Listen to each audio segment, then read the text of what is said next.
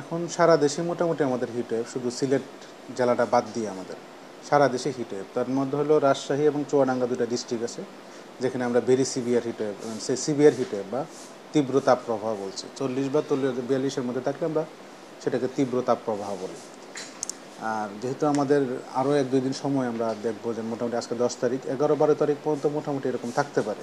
তো 12 তারিখের কাছাকাছি সময়ে গিয়ে বিশেষ করে আমাদের উত্তরাংশ, রংপুরের কিছু অংশ, ময়মনসিংহ, সিলেট এবং ঢাকার কিছু অংশ হয়তো বা তাপপ্রবাহের অনেকটা কমে আসতে পারে। আর খুলনা, রাজশাহীর কিছু অংশ আর বরিশাল এবং চট্টগ্রাম তাপপ্রবাহটা কমতে একটু সময় লাগবে। হয়তো বা তাপমাত্রা কিছুটা কমে আসবে, কিন্তু তাপপ্রবাহ মুক্ত হবে না। মুক্ত হতে হতে কয়েকটা দিন সময় লাগতে পারে।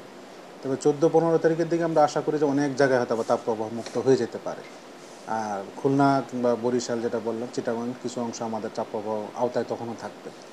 তবে 19-20 তারিখের কাছাকাছি গিয়ে বৃষ্টির প্রবণতা আস্তে আস্তে বাড়তে পারে। বৃষ্টির প্রবণতা শুরু হতে পারে 12 তারিখের কাছাকাছি সময়। তখন তাপপ্রবাহের আওতামুক্ত অনেকগুলো জেলা হতে পারে। ধীরে ধীরে ধীরে সেটা 18-19 তারিখের দিকে গিয়ে হয়তো বা সারা দেশ আমাদের তাপপ্রবাহ মুক্ত হতে পারে। তবে আস্তে আস্তে সবগুলো জেলা হবে না, আস্তে আস্তে কয়েকটা জেলা এরকম হতে পারে 12 তারিখের কাছাকাছি সময় গিয়ে। আর আজকের দিন যেরকম দেখছেন মোটামুটি একই রকম থাকবে, কালকে একই রকম ওয়েদার থাকতে পারে। তাপমাত্রা হয়তো বা এদিক সেদিক হবে, তাপমাত্রা বাড়ার তেমন একটা সম্ভাবনা নেই। আর অতি তীব্র মানে 42-এর বেশি হওয়ার সম্ভাবনা তেমন একটা নাই, 42-এর মধ্যে থাকতে পারে। আর 12 তারিখ থেকে আস্তে আস্তে কিছু জেলা আমাদের তাপপ্রবাহ মুক্ত হতে পারে। আর 18-19 তারিখের কাছাকাছি গিয়ে হয়তো বা বাংলাদেশের অনেক অংশই আমাদের তাপপ্রবাহ মুক্ত হতে পারে। বৃষ্টি 12 তারিখ থেকে পাওয়ার সম্ভাবনা বেশি, বেশিরভাগই সম্ভাবনা সিলেট, ময়মনসিংহ ওইসব অঞ্চলে, নেত্রকোনা জেলা আর রংপুরের কিছু অংশ। আর ঢাকা হয়তো বা কিছু অংশ পেতে পারে, যেটা টাঙ্গাইল কিংবা আমাদের কিশোরগঞ্জ। এটা 12, 13, 14 মোটামুটি একই রকম ওইখানে থাকতে পারে। যত সময় গড়াবে বৃষ্টির প্রবণতা বৃদ্ধি পেতে সারা দেশ আস্তে আস্তে কভার হতে পারে। তখন 18-19 তারিখে গিয়ে আমাদের সারা দেশে মোটামুটি তাপপ্রবাহ মুক্ত হতে পারে। আর এর আগে তাপপ্রবাহ মুক্ত কিছু জেলা হলেও খুলনা এবং আমি যে আগে বললাম খুলনা, বরিশাল, চিটাগাং কিছু অংশ থাকতে পারে, রাজশাহী সহ। এই পশ্চিমাংশ অনেকটা বেল থাকবে, শুধু রংপুর ডিভিশন বাদ দিয়ে। এই 18-19 তারিখের দিকে গিয়ে সারা দেশে হয়তো আমাদের তাপপ্রবাহ মুক্ত হতে পারে। তবে 12 তারিখ পর্যন্ত তেমন একটা সম্ভাবনা নেই। 12 তারিখের কাছাকাছি সময় গিয়ে আমাদের শেষের দিকে কয়েকটা জেলা তাপপ্রবাহ মুক্ত হতে পারে। এখন শুধু সারা দেশের মধ্যে সিলেট জেলাটা হলে আমাদের তাপপ্রবাহ মুক্ত 34.5, আর সারা দেশ আমাদের তাপপ্রবাহের আওতায় আছে। 36 থেকে 42 আমাদের তাপমাত্রা। এটা স্বাভাবিক। তাপপ্রবাহ মার্চ, এপ্রিল, মে 3 মাস আমাদের তাপপ্রবাহ থাকবে। জুন, জুলাই অনেক সময় থাকে, যেমন বৃষ্টিপাত না হলে আমাদের তাপপ্রবাহ থাকে। যদি আমাদের জুন, জুলাই, আগস্ট, সেপ্টেম্বর 4 মাস আমরা বর্ষাকাল ধরি, এই বর্ষাকালে বৃষ্টি না হলেও জুন, জুলাই আমরা মোটামুটি তাপপ্রবাহ দেখি মাঝে মাঝে। সেপ্টেম্বর, অক্টোবরে তেমন একটা দেখা যায় না, কারণ আকাশ বেশিরভাগ সময় ক্লাউডি থাকে। ক্লাউডি থাকার কারণে তাপমাত্রাটা ওরকম বাড়ে না, যদি আমাদের অনুভূত তাপমাত্রাটা বেশি হয়, কারণ বাতাসে আপেক্ষিক আর্দ্রতা বা ময়েশ্চারের পরিমাণ বেশি থাকে। আর মার্চ, এপ্রিল, মে মাসে আমাদের বৃষ্টি না হলে ময়েশ্চারের পরিমাণ কমে যায়।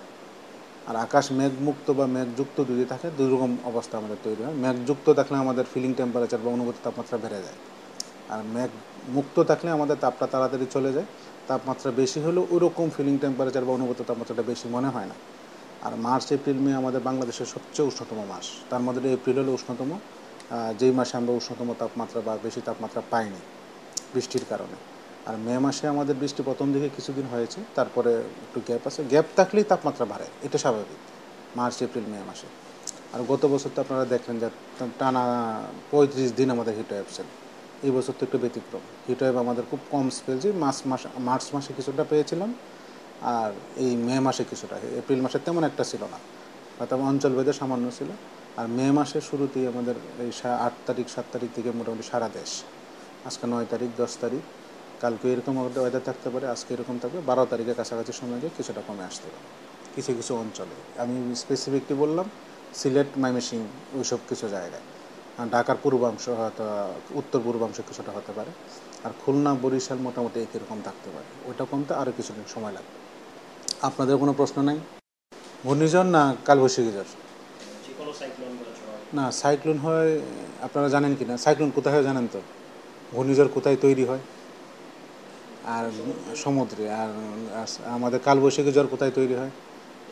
এটা মাটিতে তৈরি হয়। হ্যাঁ, টর্নেডো, কালবৈশাখী ঝড় এসব মাটিতে তৈরি হয়, পানিতে তৈরি হয় না। পানির দেখা পেলে তাড়াতাড়ি শেষ হয়ে যায়। এটা মাটিতেই তৈরি হয়, মাটিতেই বেশিরভাগ সময় শেষ হয়। এটা যে কোনো একটা নর ওয়েস্টার আমরা বলি, নর্থ ওয়েস্ট থেকে যে সিস্টেমগুলো আসে সেগুলোকে নর ওয়েস্টার বা কালবৈশাখী ঝড় বলে। ওগুলো বেশিরভাগই আসে উত্তর পশ্চিম দিক থেকে এবং মূলত গতিবেগ থাকে ওইখানে পূর্ব plus south east north east এইসব দিকে। বাংলাদেশের পশ্চিম পাশ দিয়ে ডুববে এদিক দিয়ে বের হয়ে যাবে, কিন্তু এইরকম অ্যাঙ্গেল করে বের হতে পারে, সাউথ ইস্টে মুভমেন্ট হতে পারে। এটা মাটিতে তৈরি হয়, অনেক সময় বাংলাদেশ অভ্যন্তরেও তৈরি হয়, বাংলাদেশের বাউন্ডারির বাইরেও তৈরি হয়। বৃষ্টি দিয়ে দিয়ে নির্দিষ্ট একটা অঞ্চল দিয়ে যায়। এমনও হতে পারে সারা দেশ কভার করতে পারে, খুব কম, রেয়ার কেস, সবসময় হয় না।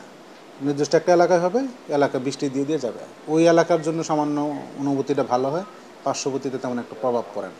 যদি সারা দেশ একযুগে হয় কিংবা ভেঙে ভেঙে হলে সারা দেশে যদি হয়, তাও একটা অনুভূতিটা আমাদের ভালো হয়।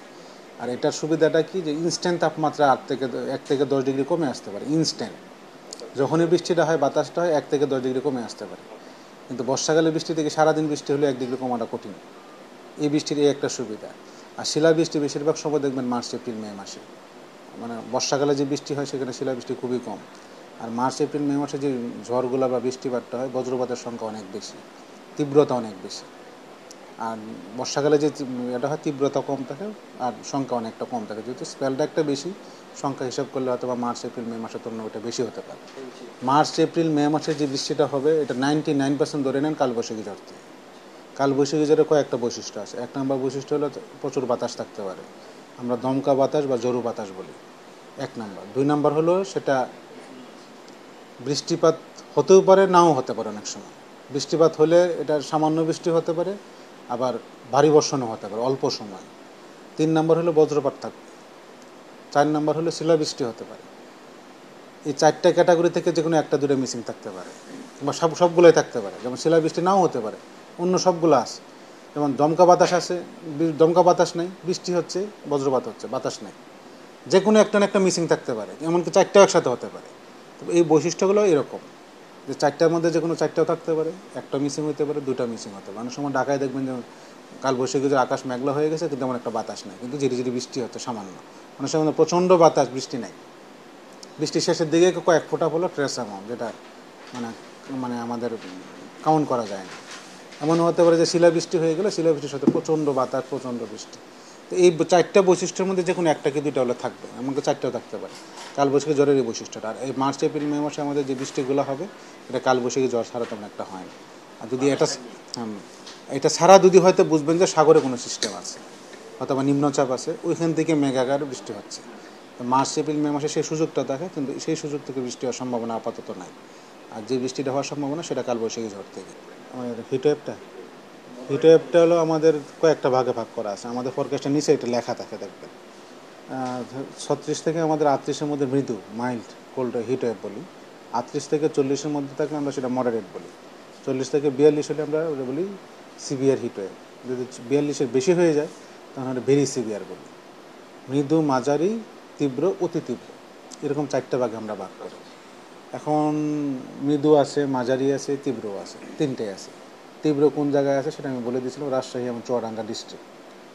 আর অনেকগুলো জেলা আছে যেখানে মাইল্ড টু মডারেট বা আমরা জানি মৃদু মাঝারি। কিছু জেলা আছে মৃদু, যেমন আছে দেখলেন আজকে কীরকম অবস্থা, কালকে কীরকম অবস্থা। 12 তারিখের কাছাকাছি গিয়ে কয়েকটা জেলা কমে আসতে পারে, ব্যাপ্তি কমে আসতে পারে, বিস্তৃতি কমে আসতে পারে, কিন্তু হিটওয়েভ থাকবে।